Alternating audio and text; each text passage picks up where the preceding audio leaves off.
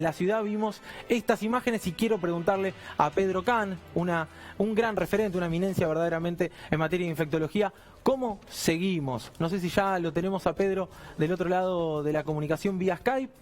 Pedro, muy buenas noches. Juan Amorín y todo el equipo de Conflicto de Intereses te saludamos. ¿Cómo estás? Buenas noches, Juan, ¿cómo estás? Todo bien. Honestamente lo digo desde la ignorancia. Veo las imágenes de la gente corriendo en la ciudad y me preocupa un poco. ¿Qué te ocurrió a vos cuando lo viste? También, yo diría, es muy bueno que la gente pueda salir a correr, pero yo creo que el ministro de Salud de la ciudad, Fernán Quirós, fue muy claro cuando explicaba esta situación y decía que había que correr respetando ciertas normas. Me temo mucho que si la gente no respeta las normas, este tipo de facilidad que se da para que la gente pueda oxigenarse un poco y salir a correr, se va a terminar cortando. Esto es como todo, si nosotros somos capaces de cumplir las normas, la apertura va a ser mayor. Si vemos que eso no se cumple, evidentemente hay que ir para atrás. Y tenemos ejemplos que son, digamos, bastante paradigmáticos, ¿no? Olavarría, Necochea, distintas localidades que no tenían casos y que de repente por imprudencias tienen que cambiar de situación completamente, echarse para atrás hasta la fase 1. Claro. La verdad que ninguno de nosotros quisiera que eso pase en la ciudad de Buenos Aires, pero si no tomamos los cuidados correspondientes vamos a terminar ahogando el bebé, digamos, en la cuna, ¿no? Es decir, este bebé de mayor libertad, mayor movimiento posible, lo vamos a terminar ahogando porque, digamos, no va a poder crecer, ¿no? Pedro, si siguen creciendo la cantidad de casos de la manera que se viene dando, ¿corremos riesgo de regresar una fase hacia atrás o por ahora está controlado? Digo, si estamos entre 800 y 1000 casos diarios, dentro de todo se puede ir llevando.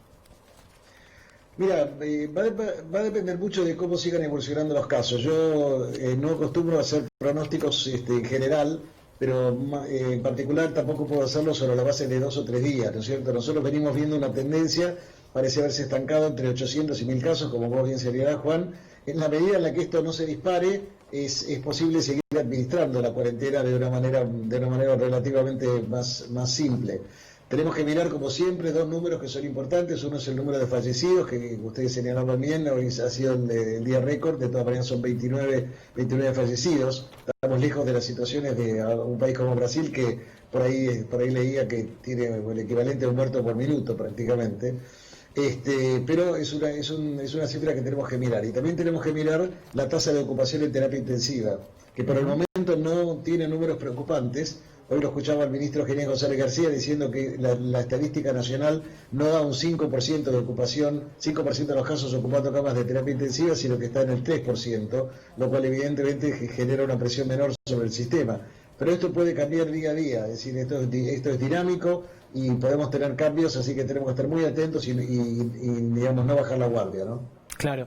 Pedro, la verdad es que la gente obviamente está muy ansiosa, es entendible, mucha gente dice, bueno, no se aguanta más en algún punto, o por lo menos no puede seguir tanto tiempo sin trabajar o tanto tiempo en la casa y demás. Yo me preguntaba el otro día si era lógica la flexibilización, si la flexibilización de la ciudad se coincidía de alguna manera con los números, con lo que se veía traducido en los números, porque uno ve que en la ciudad crecen cada vez más, por ejemplo, los contagios e incluso las camas de terapia intensiva.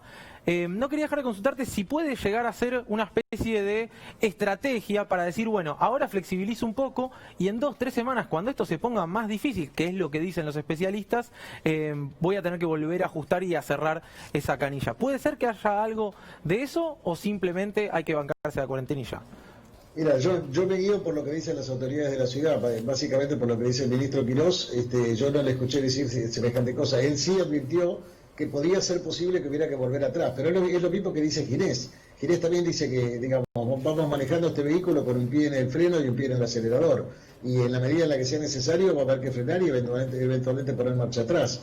Esto lo hemos visto, esto lo ha hecho Córdoba durante unos días, por ejemplo, cuando tuvo un brote en una zona comercial. Tuvo que volver para atrás, luego volvió a seguir para adelante y está con una vigilancia activa de la situación. No tiene casos hace varios días, sin embargo mantiene todo el equipo, todo el aparato, digamos, de rastreo de casos y de detección de casos activo, como lo están haciendo muchas provincias, porque no podemos estar seguros simplemente por el hecho de tener un par de días con menos casos o sin casos. Así que la ciudad de Buenos Aires entra dentro de las generales de la ley, con la diferencia que tanto la ciudad de Buenos Aires como el conurbano bonaerense son en este momento, en esa zona única, que en realidad tiene una división artificial, que es la Avenida General Paz, pero que sabemos que funciona como una zona metropolitana, es la zona que en este momento es la zona caliente, digamos, junto con la provincia del Chaco, ¿no? Claro. Acá Sofía Carante quiere hacer una consulta. ¿Qué tal, doctor? Buenas noches, un placer. Quería consultarle por una definición del ministro de Transporte en las últimas horas respecto de los vuelos interjurisdiccionales en la Argentina, de los vuelos de cabotaje, la posibilidad de retomarlos en julio. En este contexto, ¿usted lo ve posible? Bueno, lo que dijo el ministro, por lo menos lo que yo leí, es que el ministro habló de vuelos entre localidades que no tienen circulación local. Bien. Es decir, usted puede tener un vuelo entre Jujuy y San Luis, por ejemplo, o entre Jujuy y La Pampa, o entre, digo Jujuy por decir cualquier provincia, podría ser muchas de las que no tienen casos, como Santa Cruz, etcétera. Entonces podría ser, no veo vuelos entre Buenos Aires y otras ciudades, por ejemplo. Me parece que, digamos, en esta situación es poco probable que eso ocurra, ¿no? Claro. Pedro, obviamente sé que no sos de hacer pronósticos, no te quiero poner en un compromiso, pero hoy en día, haciendo una proyección, sin precisiones, insisto, ¿cuándo imaginás que podríamos estar retomando una suerte de nueva normalidad en el AMBA? ¿O de qué depende? Juan, depende básicamente que seamos capaces de torcer el ritmo de crecimiento de la epidemia. Vos sabés que manejamos un número que es el R0, que es el índice de replicación. Es decir, esta enfermedad, sin ningún tipo de control, tiene un R0 de aproximadamente 2 a 3. Significa que si yo tengo coronavirus, voy a contagiar naturalmente entre 2 y 3 personas. Y eso, cada una de esas personas contagia a 2 o 3 personas más. Entonces imagínate que es un crecimiento geométrico. Ahora, si nosotros logramos bajar el R0 por debajo de 1, preferentemente por debajo de 0,7, eso significa que si yo tuviera coronavirus ya no contagio a todas las personas con las que estoy y la epidemia tiende a declinar. Como hemos visto que está declinando en España, en Italia, en Francia, no tanto en Gran Bretaña, inclusive en Nueva York empiezan a reducirse los casos. Así que ahí hay un fenómeno de agotamiento de la epidemia que todavía no entendemos exactamente el mecanismo, pero que esperamos que pueda ocurrir. Y lo bueno es que en el mientras tanto, todo este enorme esfuerzo que hemos hecho todos los ciudadanos de bancar una cuarentena, a veces a mí me da un poco de molestia cuando se habla de los anti-cuarentena, como si hubiera pro-cuarentenas. No hay pro-cuarentena. Usted también es anti-cuarentena. Pero por supuesto, yo soy anti-cuarentena porque la padezco. Lo que pasa es que entiendo que es una manera de protegerme a mí y proteger a mi familia y proteger a todos mis semejantes, y por lo tanto es importante mantener las medidas de aislamiento en aquellos distritos donde hay que mantenerlos. No olvidemos que la ciudad de Buenos Aires no termina en el área metropolitana, el país no termina en la área metropolitana. Tenemos el 85% de la geografía argentina que está mucho más liberada, donde hay un montón de actividades, inclusive hay provincias que tienen abiertos los bares, están pensando en reabrir espectáculos con un cierto aforo, etcétera. Es decir, están trabajando, hay provincias que tienen abiertos los shoppings, por ejemplo. Es decir, para citar casos de circunstancias que son inimaginables en Buenos Aires hoy, pero que pueden serlo dentro de no mucho tiempo, tal vez. Todo depende de cómo trabajemos nosotros. De lo que hagan las autoridades de salud en primer lugar, por supuesto, pero de cómo nosotros como ciudadanos hacemos este esfuerzo adicional para no tirar por la borda todo lo que se ha conseguido hasta el momento. Pedro, hay algo que tal vez lo esté preguntando, insisto, pregunto desde la ignorancia y me parece que mucha gente se va a sentir identificada del otro lado, porque obviamente hay marchas y contramarchas en esto. Usted mismo lo refería, esto de, estamos incluso nosotros mismos, los infectólogos, aprendiendo de esto que es absolutamente nuevo. ¿El frío favorece las condiciones de propagación del COVID-19? Es decir, en época invernal uno tiene que cuidarse más todavía. Bueno, a ver, pasan dos cosas que tenemos que pensar. Primero, todas las infecciones respiratorias son más frecuentes en invierno. No se cuenta ser infectólogo para recordar que uno tiende a engriparse más en invierno, a tener resfrío común, catarros, etcétera. Eso es típicamente invernal.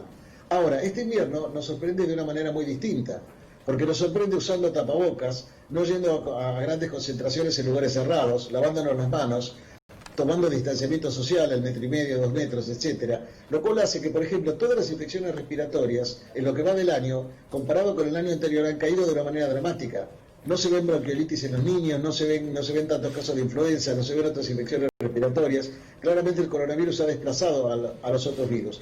Por lo cual, uno podría decir que tal vez vamos a tener más casos de coronavirus, seguramente, pero tal vez puede hacer que no tengamos otras infecciones respiratorias que también ponen en tensión al sistema de salud, porque frecuentemente en invierno tenemos una alta tasa de demanda de atención médica y ocupación de camas de terapia intensiva. Así que puede ser que este esfuerzo que estamos haciendo del distanciamiento social, el lavado de manos, etcétera, nos puede ayudar también a evitar otras infecciones respiratorias. Claro, y obviamente así a liberar muchas camas que estarían ocupadas por esas enfermedades. Pedro, te agradecemos mucho, como siempre, por tomarte un rato a esta hora, es tarde, imagino que habrá sido un día agotador. Te mandamos un abrazo. La última, sé que sos de salir a correr, ¿saliste hoy?